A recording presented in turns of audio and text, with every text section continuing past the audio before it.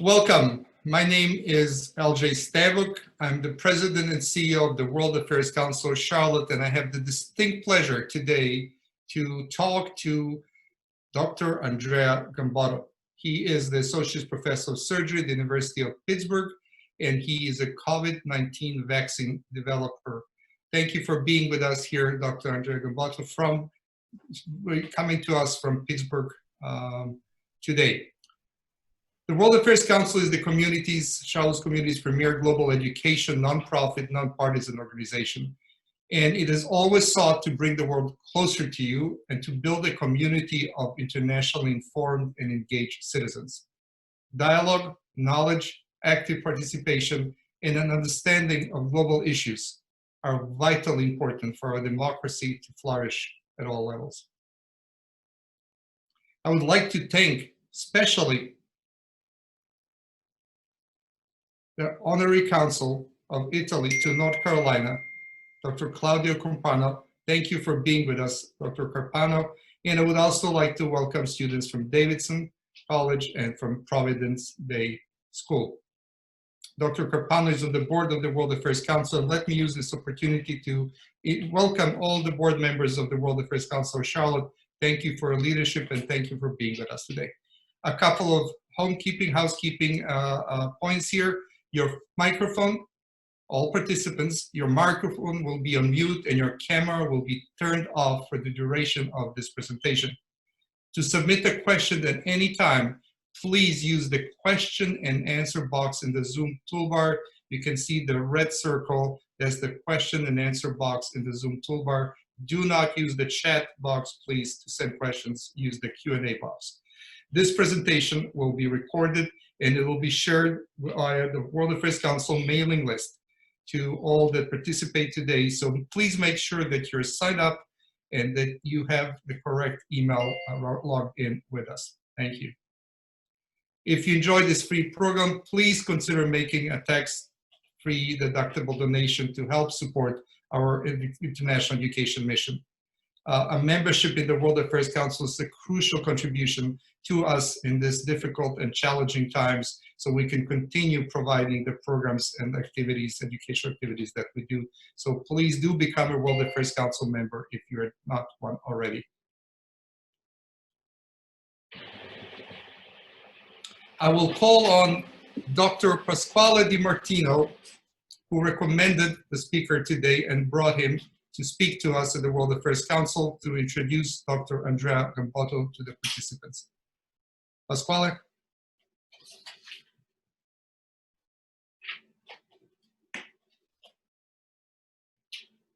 You're on mute, Pasquale.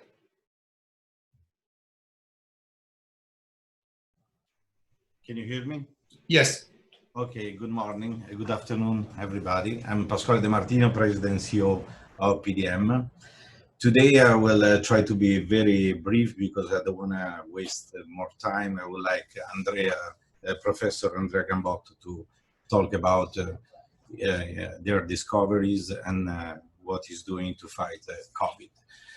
And I'm honored and proud to introduce Professor Andrea Gambotto, with whom I shared the same birthplace, Bari, Italy, the same university, University of Bari, and a selling passion.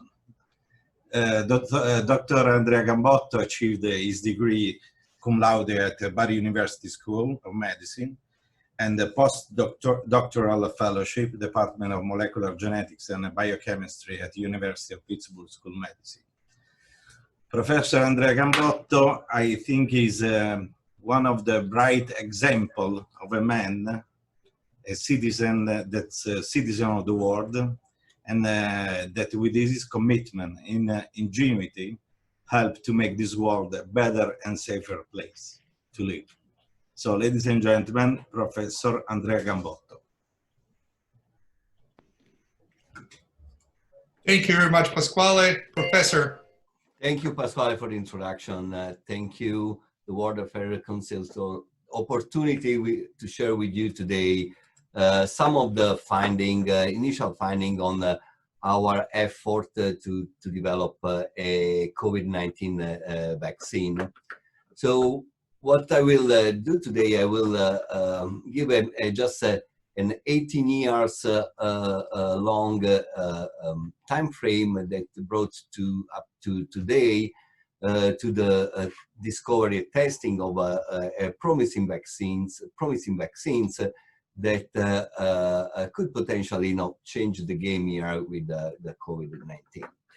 So this story started back in 2002, my story, and I was a young scientist at the University of Pittsburgh, was working on the vaccine development, and I was trying to develop new technology to build a vaccine for emerging infection. Back at the end of 2002, there was this pneumonia that emerged in Guangzhou, in China. And pretty soon this pneumonia was associated to a new virus, a newly discovered virus, which was from a family of the coronavirus, Coronaviridae, which was a mild virus that was causing back then mild respiratory infection, like the COVID-229 or OC43. But this was actually a highly pathogenic virus. The mortality of this infection was very high, and then in around May, the beginning of May, the sequence of this virus became available, and we put together our technology, our new technology of making vaccine, the sequence information, and the ability for us to select the area of a target, in this case a virus, this an RNA virus, determine the target and test a novel vaccine. So it was back 2003, was mid of 2003, and here was a picture of coronavirus. It was the first time we were dealing with this virus. It was nobody ever developed a coronavirus vaccine back in 2003. So really, we didn't know what were the perfect targets. So this was the picture of the virus, and so when you have a virus, you choose a target that usually are on the surface of the virus. In this case, there were three main proteins. There was a protein that is called spike, and it was important for the entry of the virus into the cell. Then there are two other proteins, the protein E and the protein M. And also these are the proteins are on the surface. It could be a target of a therapy or antibody to block the entry of the virus into the cell. So again, it was 2003, the recombinant DNA technology were emerging. So we just knowing the sequence of this region, so of the virus, we were able to generate artificial stretch of DNA that we inserted in a different virus, different respiratory virus that is called adenovirus, and generate different potential vaccine. And these were the three prototype vaccine that we made in 2003, encoding three portions of the virus. In this case was the protein spike, the membrane protein, and the nucleoprotein that has some important feature and is mainly the target of T-cell immunity. So with these three vaccine, we tested these three vaccine in rhesus macaque monkey, and we found that the spike vaccine, the vaccine encoding for spike was highly immunogenic. This is a pretty strong immune response against the coronavirus.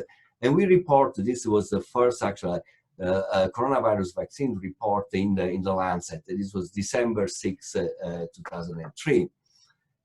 We then continue to work on SARS, but back then we tried to do a clinical trial testing this spike vaccine into human. Unfortunately, the funding of the coronavirus research and the SARS in particular disappeared when SARS-1 disappeared. Back in the beginning of 2014, around March, April, the cases went down, and by the end of 2014, by middle of 2014, the SARS-1 completely disappeared.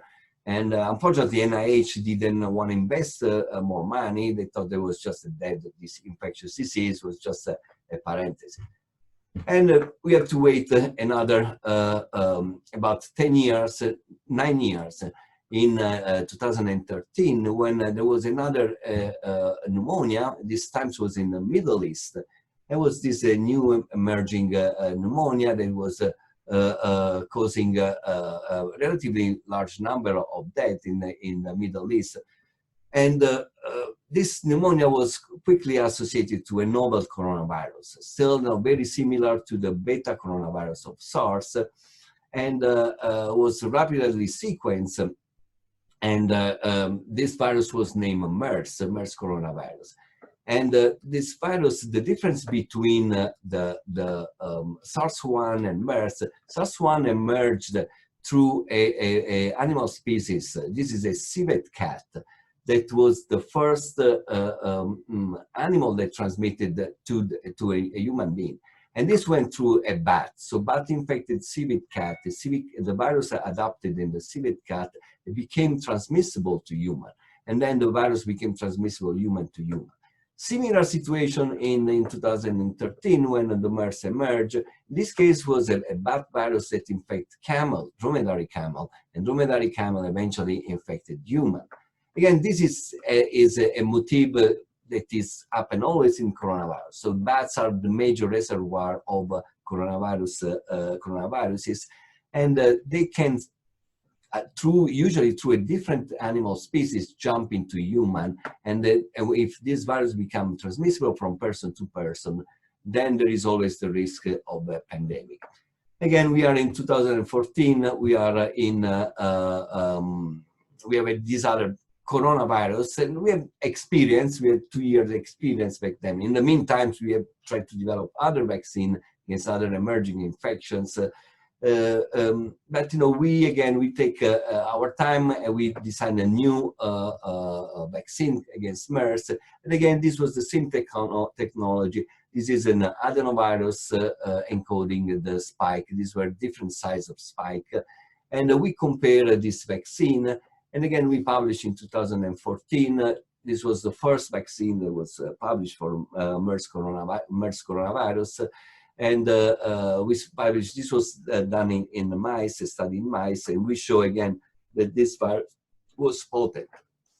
Again, we tried to push this into the clinic, but it was a tough call because, of course, was relatively, there was not many cases back then, and we were just in an area where the virus was endemic, which was the Middle East, mostly Saudi Arabia, even though there were outbreak in major outbreak in North Korea and in some other African countries, in Qatar and Emirates. We developed this vaccine, but we continue to work on this vaccine. We had a collaboration with colleagues in Saudi Arabia. So we developed those vaccines, and we keep working through the years.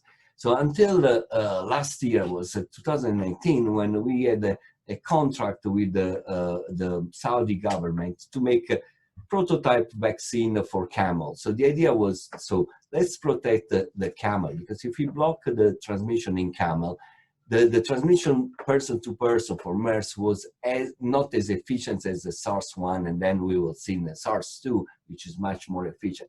So it was always jumping from camel to human, and the transmission human to human was not as effective. So the idea was to develop a vaccine for camel, and we developed basically 3 technology, 2 adenovirus-based vaccine.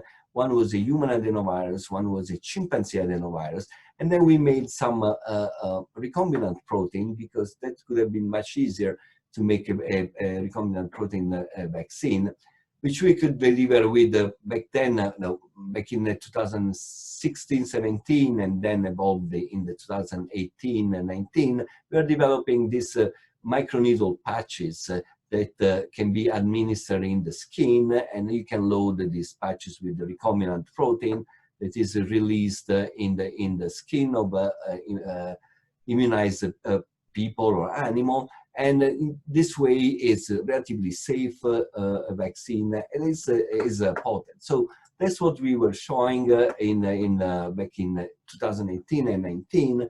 This is a study that we did where we compare the recombinant protein to the virus protein.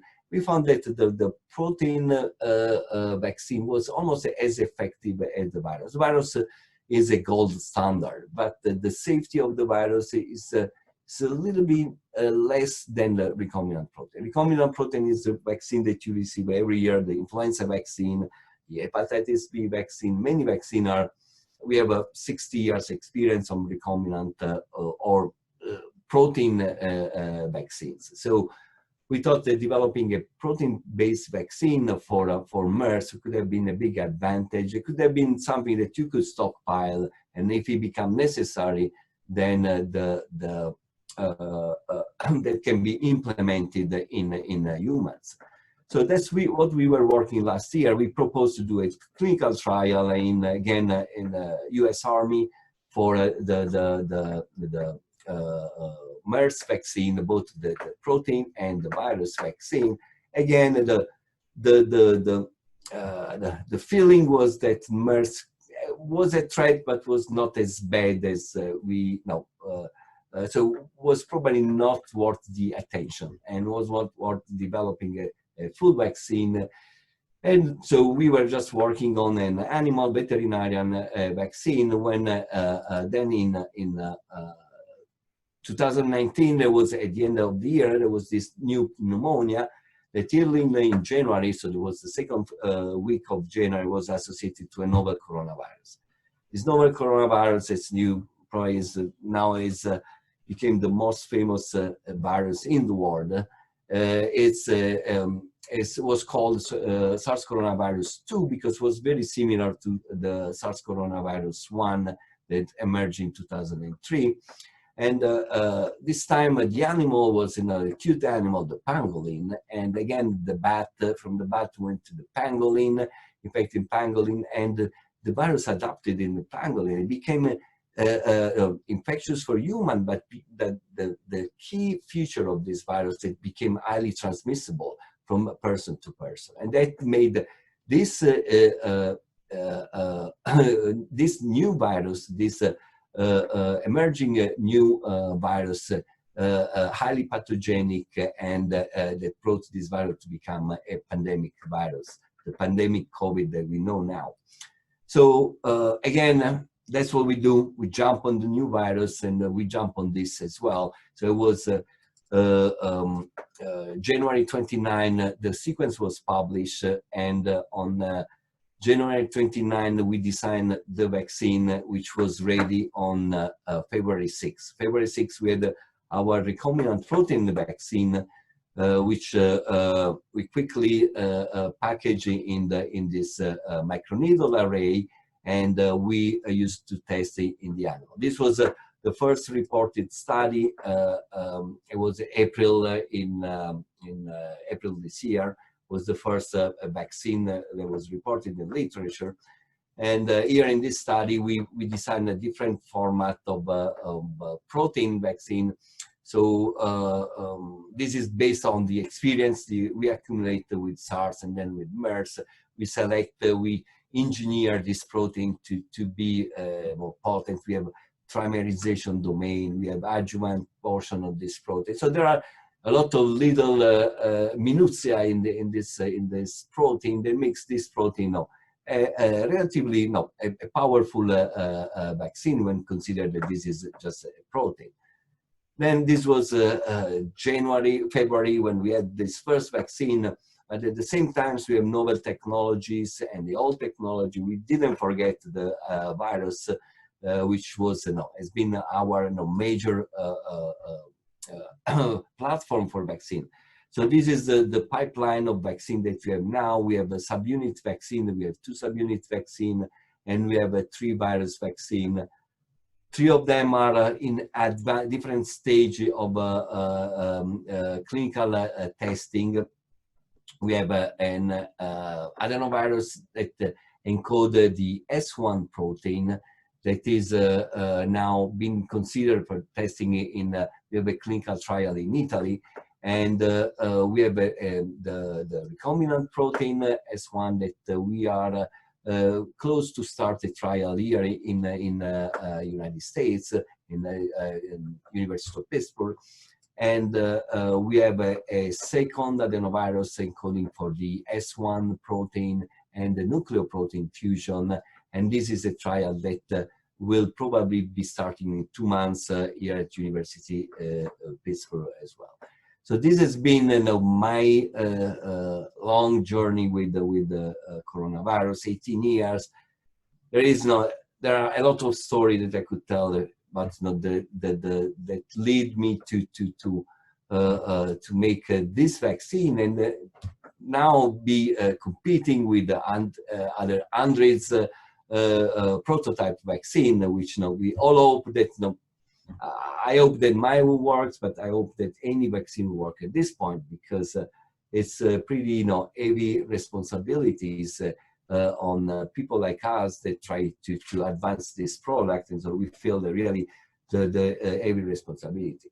The only regret is that we were here, basically we had this vaccine 18 years ago. So just this vaccine that we developed 18 years ago in 2003, if given today to a human being, probably will protect against the SARS-2 vaccine, because there is a lot of cross-reactivity between those viruses. Now, the regret is that, if I was able back then in 2003 and 2004 to test this vaccine in human clinical studies, probably would be a little bit more advanced in the search and in the fight to the coronavirus. But it's been extremely, this has been unprecedented, the effort that all the scientific world have put in develop therapeutics and the vaccine against COVID-19. It was really unprecedented in the fight against any disease, any infectious disease, but any disease in the history of a human being. So I will stop here. There is here, this slides, there are a lot of information, and we can always go back, and but I'd rather give you more lay information, and whatever curiosity you have on the journey of vaccine, what it takes to develop a vaccine, what are the hurdles, why we had a vaccine in February, we are not in the clinical side. So these are the questions that usually people ask us, and I try to have a good answer. Sometimes I don't have a good answer, but I'll try to tell you what I know, what I know about coronavirus, about vaccine development, and in particular the product that we are trying to develop here at the University of Pittsburgh, trying to test in basically several places in the world. So now let's stop here, and I think we can go with question. Thank you, Dr. Gambotto. Good afternoon, everyone. My name is Dave Calloway. I'm ER doc at Atrium Health. I'm one of the World Parkinson's Council of Charlotte board members. Very much appreciate your time, sir, and appreciate all of your hard work over the last multiple decades to keep us safe. I'm going to go to the questions. Just a reminder from a process standpoint, please type in your questions in the Q&A chat box, and we'll get at it. Dr. Gambotto, just as a quick moderator's discretion, I was in Jordan in 2014, and one of my more comical events was listening to the Jordanians argue with the Saudi about where MERS actually started. And the Jordanians were actually arguing that it started in Jordan, and they wanted to claim that it started in Jordan. And I've never heard people want to claim that that's where a disease started. So it's an interesting experience. Yeah. All right, we've got some questions. Yeah. All right. So from Barry Chrisman, and I think you hinted at this in your discussion, but the question is, did SARS disappear on its own, or was it eradicated by the vaccine? And maybe perhaps you could discuss a little bit about the theory of seasonality and whether COVID-19 will naturally run out of hosts and die off, or whether a vaccine is needed to help pull us out of this pandemic. So SARS-1 disappeared in part on its own. So there were outbreaks. There was 3 major outbreaks. Was Saudi Arabia, well, 4 major outbreaks. Saudi Arabia, China, China. There was an outbreak in 2 outbreaks in China and 1 major outbreak in Canada. And the virus was contained, and one thing that was good for SARS-1, that was much more pathogenic than SARS-2, so the mortality was much higher. So when a virus has a very high mortality, it just selects itself off. So if the perfect virus has a mortality rate of 2-3%, like SARS coronavirus 2. If you have a mortality rate that goes over 10-15%, it's kind of you select yourself because you don't have time to spread. And then the most of SARS-2 coronavirus are asymptomatic, and those are the people that are more transmit the most of the virus. So once you have 98% of the people that carry the virus and have no symptoms, that's your the transmission, where the transmission going on. And SARS-1 disappeared by itself, and we were hoping that SARS-2 would do the same. Then, given the mortality rate that was that low and that most of the people were asymptomatic, now we understand that it's not going to happen. It's very unlikely that it's going to happen. And the the cold months are for the respiratory viruses are the preferred months. But SARS can be sustained throughout the seasons, because coronavirus usually emerge in places which are not particularly cold. Like the MERS coronavirus is a Middle East coronavirus, so it's adapted to the high temperature. Thank you, sir. A question from Reed Zimmerman, and just modifying it a little bit. We're starting to see the coronavirus mutate. Can you talk about some of the challenges with ensuring that a vaccine is able to handle any mutations, and whether multiple separate vaccines will be needed? Just some of your thoughts from a scientific standpoint, how you approach that problem set. So yeah, coronavirus, we see mutations, but they are not that impressive. So it's very unlikely that the SARS-2 coronavirus will mutate in a way that will escape possible vaccines. But if the vaccine is designed on spike, the way the virus mutates, the constraint of mutation in the area where the virus binds the receptor, which is called AC2 receptor, are so tight that it's very unlikely that there are major mutations that escape neutralizing immunity, which is what to protect.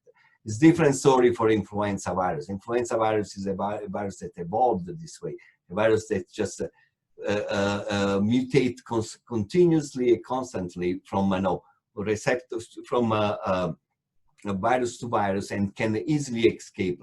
Coronavirus cannot, and we learned this on the other circulating coronavirus. We're not going to have a new coronavirus every season. At least that's what the people that work on coronavirus thinks, that we have the persistence of this coronavirus probably will persist 2-3 years until it will be eradicated, possibly by a vaccine. The next coronavirus is going to be a new coronavirus, and the path is going to be the same. There's going to be a bat that is going to infect a new animal. It's going to be the most strangest animal, you call it, and that is going to jump. It's going to make SARS-3, SARS-4, and SARS-5. Thank you, sir. Combining, let's see if I can combine these questions here. But so from Barry Chrisman and then from Steve Lawrence, can you talk a little bit about the other major vaccine pathways, and perhaps talk to our group a little bit about how the collaboration towards vaccine development this round is different than it's been in the past, and the ways that data is being opened up and shared differently than in prior processes, and the implications that have for the speed at which we can develop and implement vaccines. Yeah, so there is major differences here. So this virus was more a democratic virus in a sense, in a way that the information was shared instantly. So as soon as the virus was sequenced, the information became available. And this was a fight that we did with avian influenza, because avian influenza was when we decided, when this virus emerged, is for everybody interested to share right away the sequence, because then there are hundreds of groups which could jump on it and do work potentially on a vaccine. In the SARS-1, that was not the case. SARS-1, we had to get some insider in the CDC, collaborator Dr. Bellini, which was the first person that sequenced the virus. Sequence was not available, so that was disclosed to I. That was the path back then. Now the path is different. Now the sequence became available, the recombinant DNA technology allowed you to make a vaccine in a week. Testing the vaccine is complicated, and going through the regulatory hurdle is a major limit now. But I think SARS-2 will teach how to act faster for SARS-3, and now that is going to become part of the approach. So what we are adding. So after this SARS-2 ends, our effort will be in making the SARS-3 vaccine. And SARS-3 vaccine will be a vaccine that a vaccine against a virus that does not exist yet. But we know that there are about 600-700 coronavirus in bat now. And the idea is, if you make 600 vaccine for those 600 viruses, anytime you jump one new virus, you say, don't even try because already have a vaccine. So this is going to be the new approach for vaccinology. But for now, we have to develop this vaccine, of course. Great. From Dr. DiMartino, I know this is a significant issue we're talking about with a security group I was on the phone with this morning. Can you talk about the cold chain requirements for vaccines and whether the microneedle patch requires a significant cold chain? And obviously for the group, this plays into how do we globally distribute 4 billion or 8 billion vaccines. They need to get to places where there's power and there's cold chain, and with some of the current strains, that's a significant issue. So do you mind chatting with us a little bit about what you're proposing and how this would address some of those issues? Yeah, we're proposing actually our two candidates is a patch and this intranasal administration of viruses. Yeah, one of the goal of in general when you develop vaccine for emerging infection, especially vaccine that needs to be deployed in underdeveloped country, you cannot keep the cold chain. Of course, the most of this advanced technology vaccine needs -80. And then there is no way to think that you can bring a gigantic -80 refrigerator in your truck and deliver vaccine in Africa, because it doesn't happen. And so you have part of the science is develop the vaccine technology that are stable at either room temperature, or if it's not possible, to temperature that are closer to the refrigeration, to 4-degree refrigeration. That's what we are doing. So our patch vaccine, we are trying to, we are testing for its stability at 4 degree. Of course, room temp means everything. Room temp in Pittsburgh, where I am, is different than the room temperature than Central Africa. So we need to probably think a technology that can be stabilized at a certain temperature and just maintain that path of temperature. The vaccines that are out there, some require the cold, some are more room temperature friendly, but again, it's not going to happen that 8 billion doses of vaccine will be deployed at once. We will have a gradual and probably at this point, the temperature keeping the virus at certain temperature is the least of the problem, because if we had the vaccine, we have done much more complicated achievements so far, like swab billion and billion of people, and the swabbing process is much more complicated than keep a vaccine refrigerated. So we can achieve, if we have a vaccine, we will find a way to distribute. Let's put it this way. Is it going to be an enormous effort? But a major effort should be taken, of course, in develop vaccine platforms that are friendly to administer and for storage and shipping and distribution. Thank you. That leads into two questions. I'm going to try to give you one at a time and see if I can segue. But can you talk a little bit about how you think the coronavirus vaccine will roll out, whether it will be one or two or three different types of vaccines, what you think the frequency of redosing will need to be, understanding that we don't know yet, but what, in your mind, how do you see this, the world getting vaccinated against coronavirus? Yeah, there will be 2 or 3 candidate vaccine that will lead, and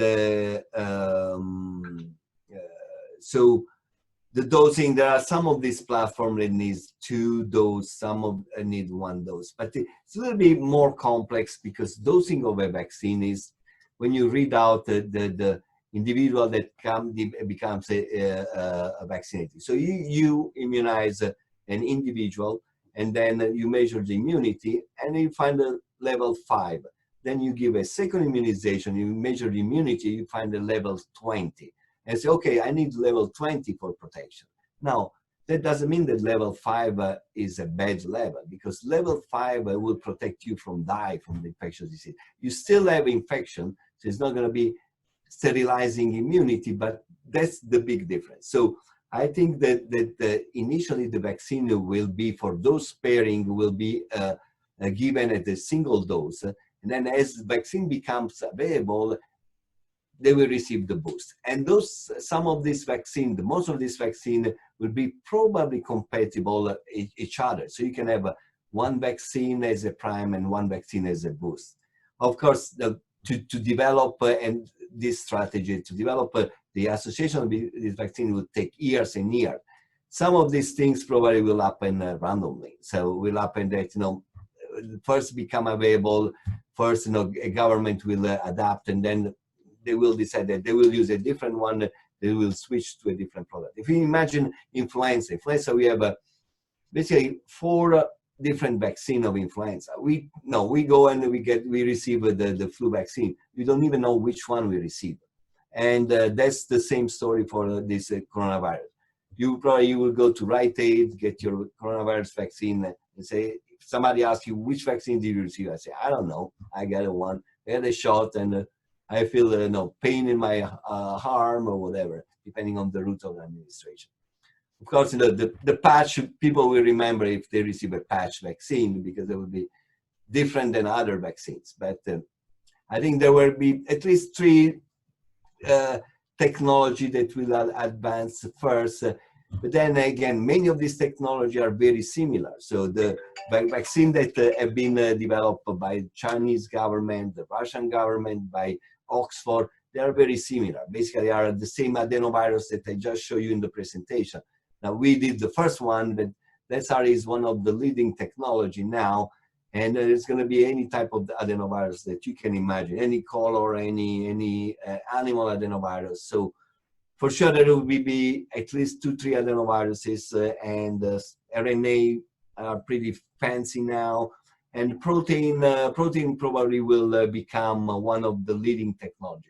The problem with protein is this particular protein is difficult to produce, and that's kind of limiting the competing protein vaccine candidate, because it's a technology which will be preferable to other, but is more difficult to manufacture. So if you develop a robust way to manufacture recombinant protein against COVID vaccine, I think that is probably going to become the leading platform, the leading technology.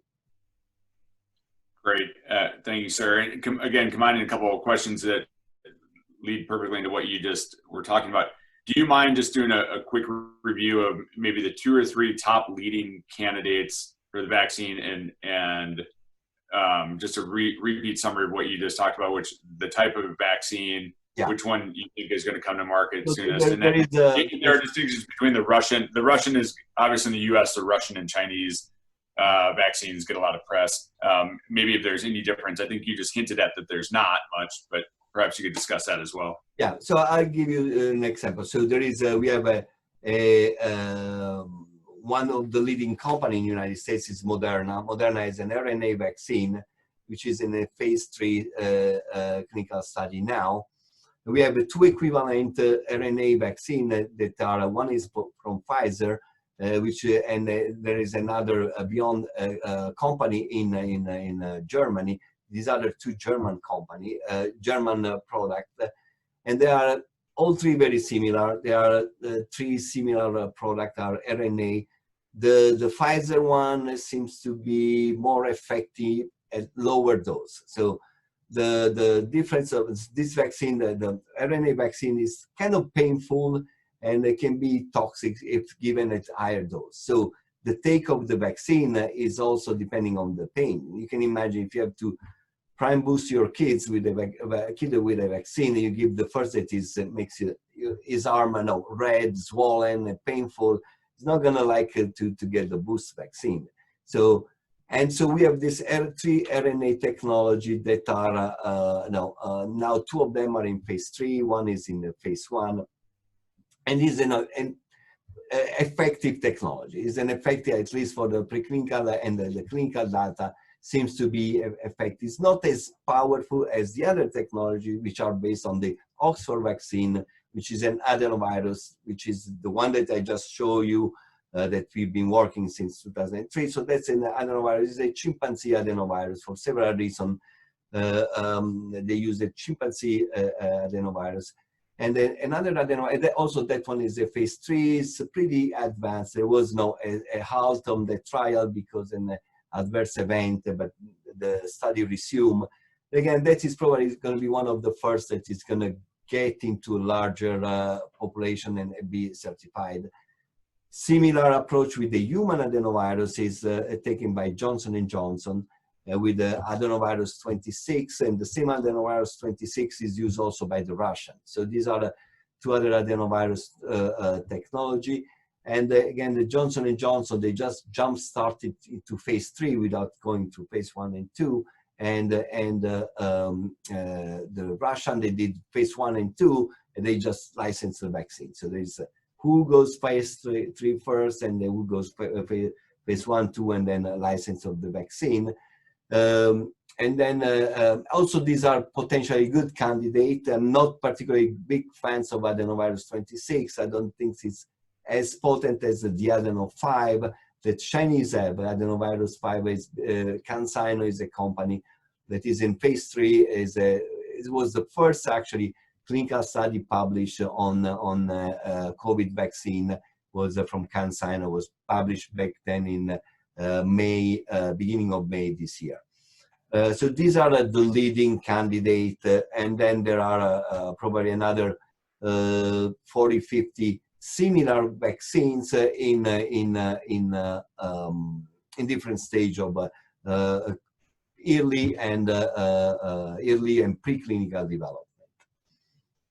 Thanks, sir. Again, combining a few questions, the billion-dollar question for a lot of people is, when do you think a vaccine will be rolled out at scale? And then just as a corollary to that, can you talk a little bit again about why the development now is different and how we're able to do things in parallel as opposed to in sequence while still maintaining safety of the vaccine? Well, it's safe. There are some aspect of safety that, of course, cannot be addressed in a short period of time. And then part of the development of the drugs like vaccine is that you have to monitor the long-term effect. Sometimes a product, drugs can have long-term, late side effect. and especially product that have activity on the immune system. So you can develop an unwanted immune response that 2-3 years after the immunization turns to be an autoimmune disease. Unfortunately, we cannot address those questions, those scientific and safety questions in the short period of time. Some point we have to decide what we want to do. We want to stay locked down for another 3 years, 4 years, 5 years until we find that this is safe, or we just go ahead and take a chance. And again, it's also safety. Some of this vaccine may not be completely safe. And of course, if the safety exceeds the 1-2%, which is the mortality of this disease, if you have a 1% mortality for a product to combat a disease that induces 1% mortality, is no brainer that product is not a product. And so safety is an issue. When we're going to have the first vaccines, possibly by early next year. And no, it could be announced any time. You say anything you say, it depends after November 3rd, probably things are going to be a little bit different, and we will probably take a little bit more a cautious step in releasing and certifying vaccine. But probably, possibly, the beginning of next year, we may start to see product that will go in a more large-scale population. I don't know if we're going to call it commercialized, but it's probably going to go from a phase 3 to commercial. We're going to probably introduce a intermediate phase, where at least people that needs to be vaccinated will be vaccinated. So if we find a vaccine, so this is a critical point. If you find a vaccine that is effective on elderly, so you may get by immunizing only this population, because they are the most susceptible, and the mortality there is much higher. So you can take much higher risk. So if you have a 10 million dose in this country and are effective in the elderly population, they will be the no-brainer. We go there, we immunize them, because a 30-year-old kid is not going to die from coronavirus. It's very unlikely that he's going to die from coronavirus. This is the approach, the distribution. We'll have some rationale, and people that are in contact, healthcare worker, of course, will have some priority.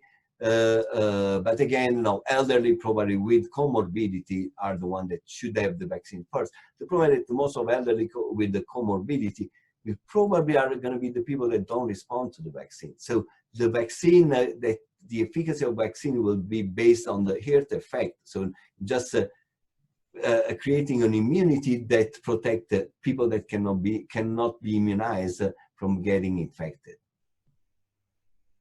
That leads well into questions from our anonymous attendee, which probably means a board member. But so you started to hint at this, but in your mind, how would a government effectively roll out the distribution of vaccine in terms of targeting populations when you have a limited number of vaccines? And then can you talk a little bit about what happens if the vaccine is subsequently ineffective, or you start to see adverse events after large-scale rollout? Well, that's unfortunately is a risk that we have to take. So there is there in the history of vaccine development, there's never been, there is only one vaccine that might have caused long-term side effect, which is the RSV vaccine, which was never developed because of that. Because we have been super cautious in developing that vaccine, knowing the side effect that one of the candidates was tested 30 years ago caused on young kids. So the priority again will be initially people that are exposed to patients, so healthcare worker, people that are exposed to large number of other people, like the teacher in the school. I think certainly that will become a priority epidemiologically, because teacher that see 30 kids every day, and these kids then stay 5 days home and they see other 500. So they are really they can become the reservoir of this virus potentially in the next year or so. So healthcare warrior, teacher, and again, if the vaccine is effective in elderly people should be the first population that should receive the vaccine. And people with, and even younger people with comorbidity, people with diabetes, people with all the disease which are associated with high mortality of COVID-19 should receive first the vaccine.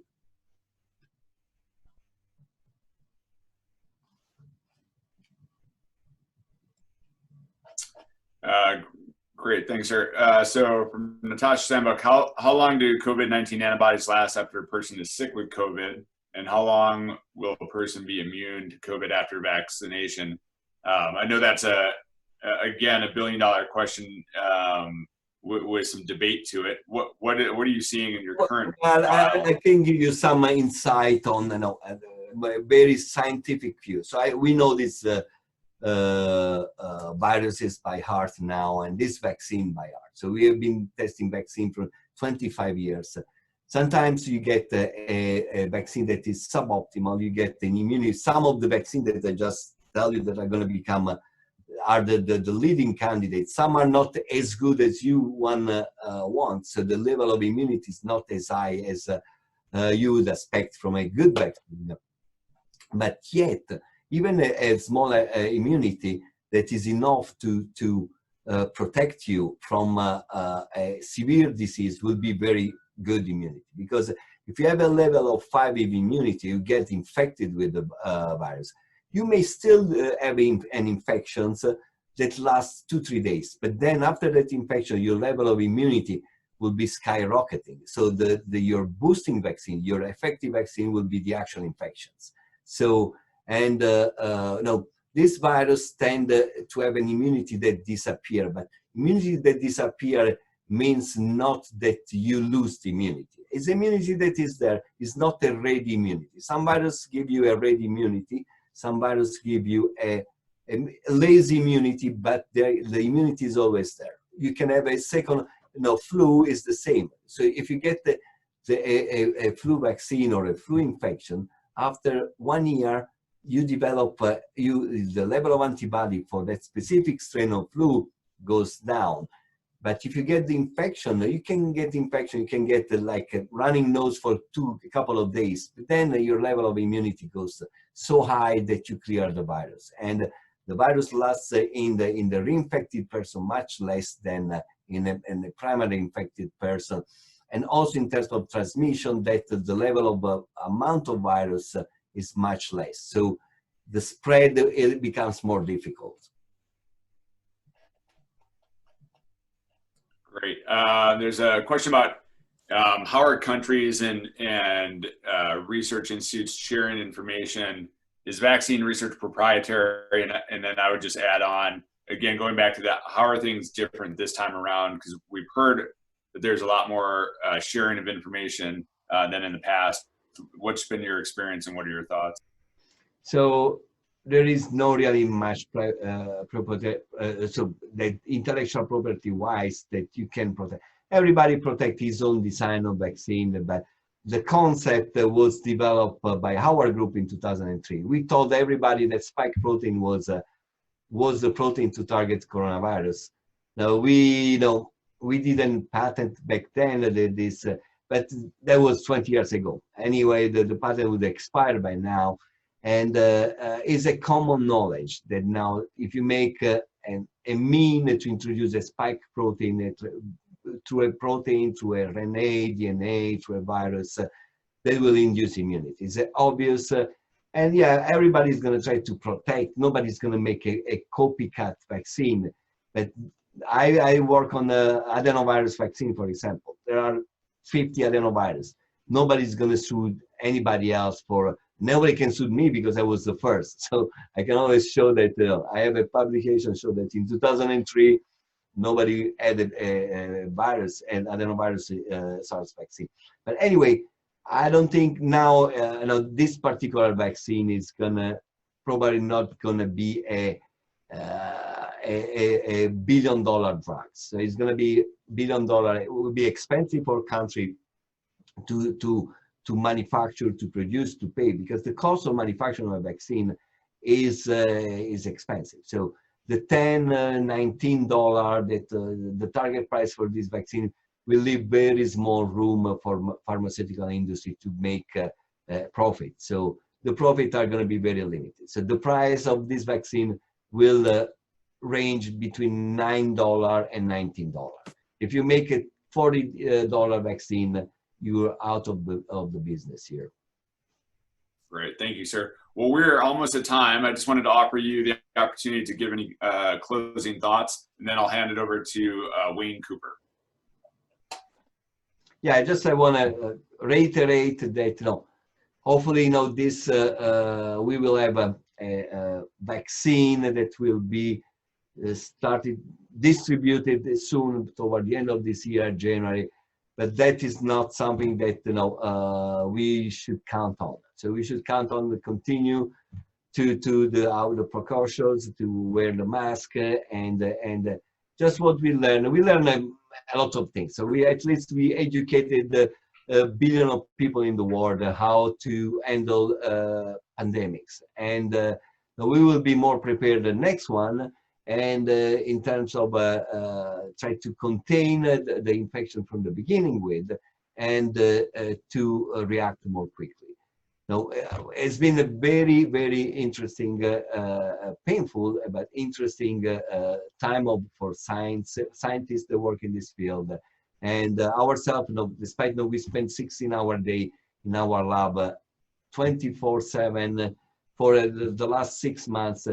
But still, there is a lot to learn, and you cannot possibly do any possible experiment, any possible reiteration of what you can be done. So we still have room to learn, but this, despite it's been very painful, we learn a lot. Now, hopefully, we can take advantage for the future. Well, Dr. Gambotto, thank you for your time with us today, and thank you for your ongoing hard work. This will be my public service announcement to our audience. Wear your mask, wash your hands, physically distance. These simple things will keep coronavirus at bay while Dr. Gambotto and the team get us a vaccine to help us finally emerge out of here. So thank you again, sir. Wayne, I'll hand it over to you. And again, I appreciate everyone's comments and questions, and hopefully we answered them effectively. Thank you, Dave, and thank you, Doctor. What a timely topic and a great presentation and great questions from the audience. What we always say is that if you're not a member, please do think about becoming one. It's the best $50, $75 you'll ever spend. If you are a member, consider upgrading your membership. What this does is it allows LJ and the staff bring these great programs to us. Since the start of this epidemic, the World Affairs Council has brought almost 40 of this type of programs to us. But I might mention, they're also on YouTube. You might not realize that, but they're on YouTube in case you missed one or want to go back and review. So with that, we will adjourn until our next meeting and turn it over to LJ. Or we'll adjourn.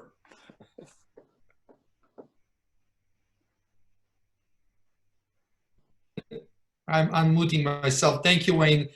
I appreciate very much, Dr. Gambotto. Thank you so very much for all you're doing. This was so timely, so informative. We wish you all the best and success in your continued work, and hope to have you again next year and in a better position for the whole world. Thank you again. Thank you, everybody, for the opportunity. And thank you, Pasquale Di Martino, for bringing Dr. Gambotto to our attention.